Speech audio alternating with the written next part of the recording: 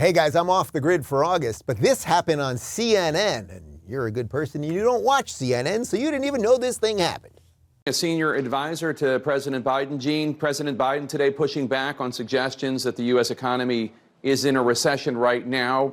Generally, traditionally, a recession is understood to be 2 successive quarters of negative economic growth, and that is what we're in.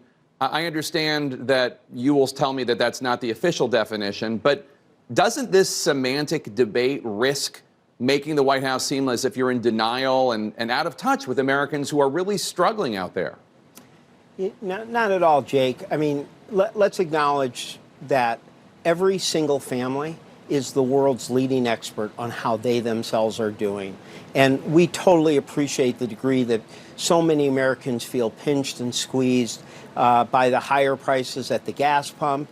Even with gas prices down, 75 cents now, squeezed at the grocery line by the impacts of global inflation on the U.S. We feel that. We're not denying that. But I do think it is also responsible to give people a balanced view of the state of the economy. And I'll offer you one fact, which is in the history of our country, only last year, only in 2021, has there ever been greater job growth in the first 6 months of a year than there were this year.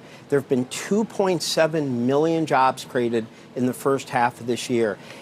It is just really common sense that the second greatest amount of job growth in a 6-month period could not be consistent with any historical definition of a recession. But it's been 2 quarters in a row of negative GDP growth. I mean, that is an ugly fact. And traditionally, that has been the colloquial way a recession has been defined, 2 successive quarters of negative GDP growth.